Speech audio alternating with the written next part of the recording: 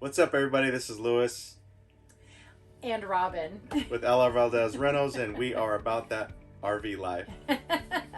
We were just sitting out here in our 2014 Hideout, and we were having a conversation about some of the stuff that we've learned as we've been on this journey of renting our RVs out, and some of the feedback we've gotten from clients, and just some things that we've learned along the way. And we thought you guys might like to hear a little bit about it.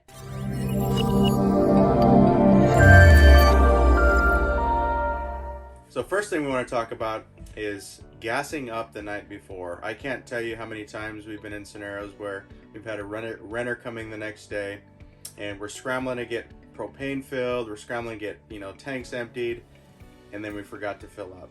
And then we're scrambling because it's always difficult going into a gas station and trying to find a nice spot, having to wait. You've got this big rig that you're hauling with you a lot of times, and you got to get your gas tank filled up.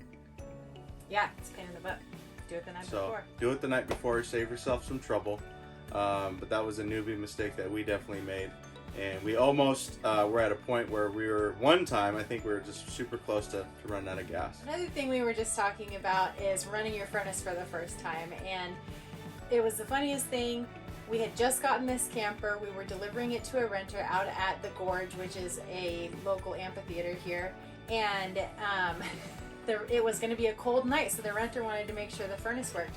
We had never run the furnace in this unit before that day, which is another mistake if you're renting. Always check all your all your systems before you leave. But it didn't ever occur to me that it was probably a lot like when you run your furnace in your house for the first time in the season. Dust has been accumulating on the coils. It's probably going to smell like something's on fire. So we turn the furnace on. I start smelling this smell like, that doesn't seem like a good thing. I got a little nervous for a minute that we were catching something on fire, and then it clicked and I understood what was going on. But our recommendation would be that when you run the furnace for the first time in the season, probably run it at home with windows open, let everything air out a little bit so you don't have to deal with that smell and get freaked out thinking that you're about to catch your camper on fire. Also, on a side note, don't touch the furnace screen. I burnt myself. Is that? Another thing you're going to want to remember is an extension cord, 30 amp or 50 amp extension cord. The worst thing that could happen is you pull up to a campsite, you back your camper in there, and realize your hookups are way on the other side. And that could be super frustrating for somebody if you don't have extension cord and you can't reach it with your current situation, and you're SOL.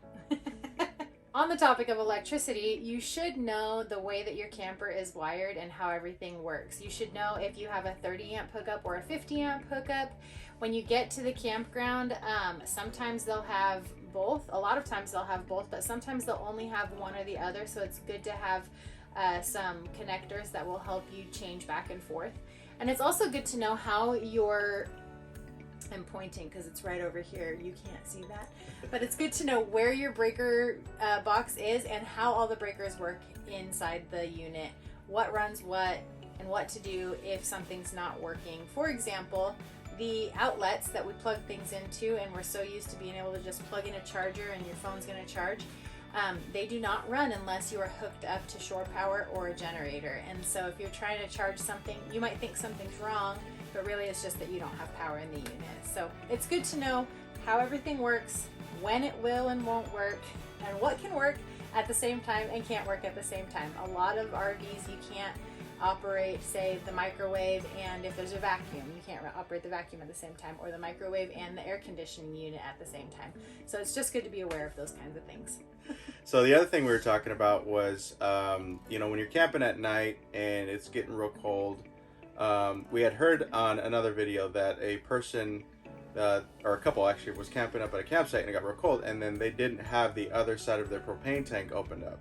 So what we think is a good idea is having both your propane tanks hooked up so that when you're actually camping, if one side runs out for whatever reason, you got the other one open and literally you're still in business, rather than one completely running out, you don't have the other one open, and then you get super cold at night and you got to wake up, go outside, figure that situation out. So another thing on the propane issue, you just want to make sure that you have full propane tanks when you head out, because we ran into a situation recently. Well, it wasn't us, it was my brother, and he was here on the property camping out, staying for a few days, and they ran out of propane in the middle of the night. So in the middle of the night, he's freezing cold, waking up in the middle of the night, goes outside, both of his tanks are empty, so he had to come over to our house and rob the tank off of our barbecue so he could hook it up to his camper and turn the furnace back on. So you just want to make sure that you have everything lined up so you're prepared as you're heading out on your trips. Another thing I think that's real important is having a basic toolkit. When we first started camping, literally, like, I was having to ask my brother-in-law for this or that or whatever.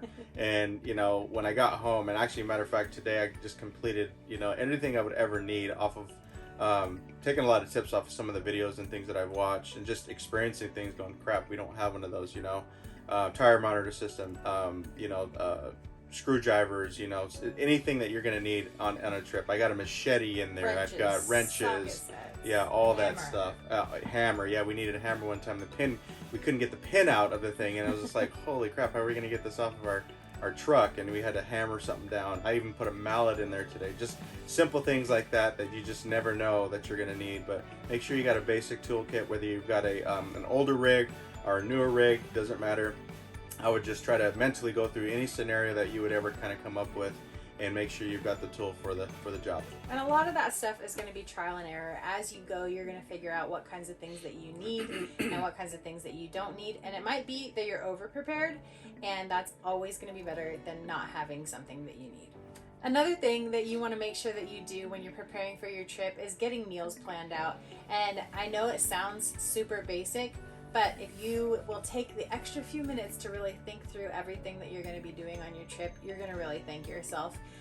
It's not easy to find a place to stop and whip in and grab food when you're on the road, because you've got your truck. Yeah, a lot of times you can't go through like a drive-through or anything like that. Right. It's difficult to maneuver in places where they have those types of things. Truck stops are awesome, though. I will say that.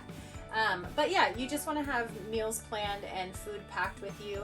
Keep stuff in your truck so that if you don't have time to stop and get into the camper and put stuff together, at least you have food there, especially if you're traveling with children. Yes. Oh yeah. Yeah, we've got 3 little ones, so a lot of times when we're traveling, it's constant snacks. I'm hungry. You know, when are we going to stop to get something to eat? So when we've got something there, it's always been kind of a lifesaver. It's just business as usual, and you know, kids are happy, mama's happy. Yep, it's perfect. Always make sure you're packing your food. So one other thing, just as a safety precaution, as you're traveling down your road, you're hauling your camper, make sure that you deadbolt your door. The other thing that you could do is the handrail actually works as kind of an additional lock. So you can kind of push that thing up and push it over, and that thing will literally kind of keep that door, it locks in and it keeps that door closed. Last thing you want is your door flying open as you're traveling. A lot of times you won't be able to even see it. Just because the camper's too long, and the door sometimes sits either in the back and you just can't see the door, and stuff might be flying out and it could be a bad situation. Another good practice is to lock all of your storage compartments on the outside of the unit while you're traveling as well, because you don't want them flying open and having stuff falling out either. That's a good point. Last thing that we were talking about and we wanted to share with you is just knowing the height of your rig. You want to know how tall you are so that any overpass you're going under, you know that you're going to be okay. Anytime you pull into a gas station, you know you're going to be okay. You're not going to take off your $1,000 Winegard system that you just got installed on the top of your rig because you're too tall and you didn't realize it. So be aware of your height. Yeah. The other thing that can come up is a lot of times when you're going camping, you're traveling down roads that aren't normally traveled by tall vehicles, and so you can come up on underpasses that just are too short for you to get through. Yep. And you want to make sure that you know how tall you are so that you can do a little bit of research in advance and know what to expect when you're heading out on your trip. Hey guys, so hope that helped you today. Definitely helped us when we first started camping out, and you know, we mentally started putting this list together kind of as we were going, but we thought it'd be a good list to share with you guys. Yeah, so if this video was helpful for you, please give us a thumbs up. If you have any questions, comments, you think we're silly and this is all ridiculous information, let us know in the comments. And please consider subscribing to our channel. We're going to have all kinds of information coming out all the time. Till next time. Bye. Bye.